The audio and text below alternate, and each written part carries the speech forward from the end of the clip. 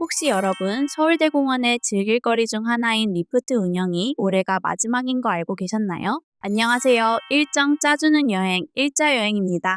올해를 마지막으로 대대적인 공사가 들어가는 것들이 꽤 있어서 모르고 갔다가는 무한대기를 하거나 당황할 수도 있는데요.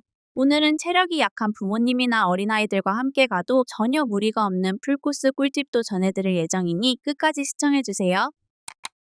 서울대공원은 과천에 위치해 있으며 서울대공원 동물원 입장료는 성인 기준 5,000원이고 청소년이나 어린이는 2, 3,000원 정도로 매우 합리적인데요. 서울대공원 완벽 풀코스를 위한 입장료 꿀팁을 알려드리면 하루 2만 보를 거뜬하게 걷는 게 아니라면 동물원 리프트 패키지를 진짜 추천드리는데요. 리프트 패키지 구매는 서울대공원 입구에서 바로 구매할 수 있고 이 패키지는 동물원 입장권에 코끼리 열차 편도 1회, 스카이 리프트 편도 1회가 포함된 가격이고 따로 개별 이용하면 비용이 꽤 올라가는데 이렇게 패키지로 끊으면 비용도 아끼고 이동 편의성까지 챙길 수 있더라고요. 그리고 여기서 한 번 더 추가를 받을 수 있는 방법이 있는데 바로 서울이나 경기도에 주소지를 두고 계신 다자녀 가정은 이 리프트 패키지도 성인 10,000원에 이용할 수 있답니다. 이 부분도 꼭 참고하셔서 알뜰하게 다녀오세요. 리프트를 2회 이상 이용할 다자녀 가족분들은 온라인 전용 상품인 다자녀 가족권을 이용해서 방문하면 좀 더 저렴하고 체력도 방전되지 않을 것 같습니다. 코끼리 열차와 리프트 이용이 아깝다라고 생각하는 분들은 동물원 입장료만 구매할 수 있는데요. 동물원 입장료만 구매하고 싶은 경우에는 서울대공원 입구가 아닌 동물원 입구에서 구매 가능하며 네이버 예약을 통해 미리 예약하면 입장료에서 무려 20%나 할인을 받을 수 있어서 방문 날짜가 정해졌다면 무조건 미리 예매하면 더 저렴하게 이용할 수 있으니 이 부분도 꼭 참고하셔서 알뜰하게 다녀오세요. 제가 오늘 알려드릴 서울대공원 완벽 풀코스는 무조건 체력을 최대한 아끼면서 서울대공원을 여유롭게 관람할 수 있는 체력방전 방지 코스로 일단 서울대공원 정문에서 동물원까지는 코끼리 열차로 이동하는 것인데요. 서울대공원이 정말 넓어서 서울대공원 입구부터 동물원까지는 최소 20분은 걸어야 해서 저는 무조건 코끼리 열차를 타고 빠르게 동물원 정문까지 이동하는 걸 추천드립니다. 동물원 정문에 도착하면 진짜 핵심으로 무조건 바로 스카이리프트 2호선을 타고 북문 정상까지 올라가 주셔야 합니다. 서울대공원은 지대가 높고 경사가 심한데 맹수사가 위치한 북문 정상은 가장 높은 곳에 있고 맹수 친구들을 보러 여길 걸어서 올라가면 체력이 급격히 떨어질 수 있기 때문에 리프트로 빠르게 정상까지 올라가는 게 정말 중요하답니다. 많은 분들이 리프트 1회권은 남겨두고 돌아올 때 힘이 빠지니까 그때 써야지 하시는데요. 서울대공원은 위에서부터 내려오는 길은 거의 다 내리막길이라서 힘들지 않아 오르막길에 리프트를 쓰시고 내리막길은 걸어서 내려오는 게 꿀팁이랍니다. 특히 아이들이나 4, 50대 이상 분들이 같이 간다면 이 코스는 필수이니 꼭 기억해주세요. 이렇게 리프트를 타고 북문 정상에 도착해서 왼쪽 길로 들어가 표범을 시작으로 가장 높은 곳에서부터 천천히 내려오면서 동물들을 편하게 관람할 수 있답니다. 이 방법으로 맹수사부터 관람을 시작하면 호랑이와 곰, 표범 등 모두가 좋아하는 인기 동물들을 가장 먼저 볼 수 있어서 옆에 꼬마 친구는 도파민 폭발이라고 하더라고요. 호랑이 친구들도 바로 앞까지 와주는 팬 서비스가 좋아서 너무 만족스러웠습니다.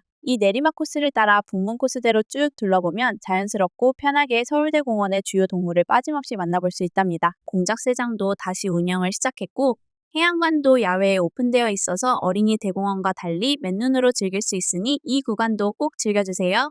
차츰 내려오면 코끼리와 사자관을 지나게 되는데요. 한여름이 아니면 사자들이 나름 잘 돌아다니는 편이라 잘 볼 수 있답니다. 그리고 여기서 사자를 오랫동안 앉아서 관람할 수 있는 방법이 있는데요. 서울대공원 마니아만 잘 알았던 곳이자 사자를 직접 보면서 휴식도 즐길 수 있는 카페가 있는데요. 똥창 바로 너머로 사자들을 가까이서 볼 수 있는데 커피 한 잔 마시는 내내 눈을 뗄 수가 없더라고요.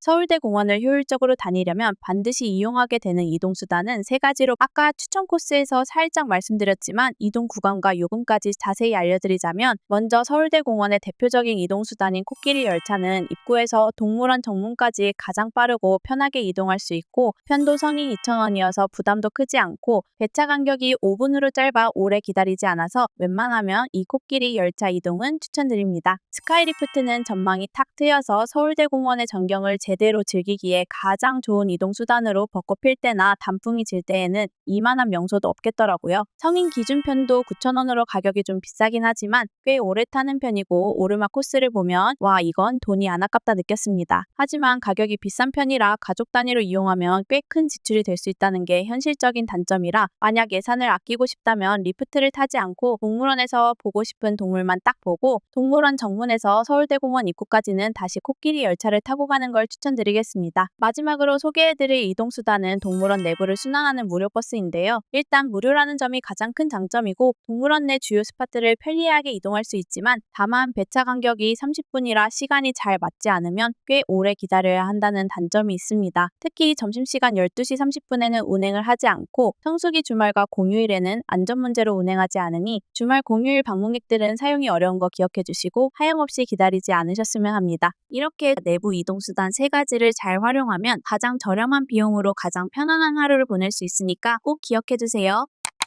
서울대공원 내부에는 개인적으로 제가 생각하는 괜찮다 하는 음식점은 없고 가격도 저렴한 편이 아니라서 식사를 한 후 출발하거나 도시락을 싸오는 걸 추천드리는데요. 아무것도 드시지 않고 오신 분들은 기린관 주변 푸드코트를 이용하시거나 저도 살짝 배고픔을 콜팝과 제가 가져왔던 빵으로 해결했습니다. 두 번째 꿀팁으로는 추천 벚꽃길 명소는 사슴관과 독수리가 있는 이 사이길이라서 벚꽃 인생 사진을 찍고 싶은 분들은 이 길도 기억해주세요.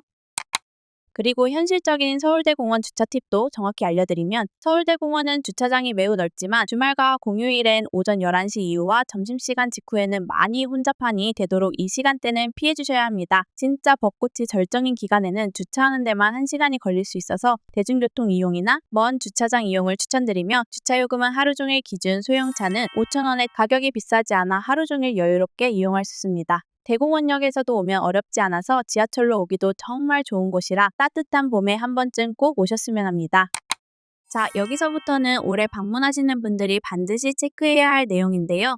사실 서울대공원 시설들이 조금 노후화되어서 작년에 이어 현재까지도 곳곳에서 대대적인 보수 공사가 진행되고 있는데요. 아직도 공사 구간 때문에 살짝 어수선할 수 있으니 가볍게 둘러본다는 마음으로 방문하시는 게 좋으실 것 같고 그리고 정말 중요한 소식으로 서울대공원의 명물인 스카이리프트가 올해 2026년까지만 운영될 예정이랍니다.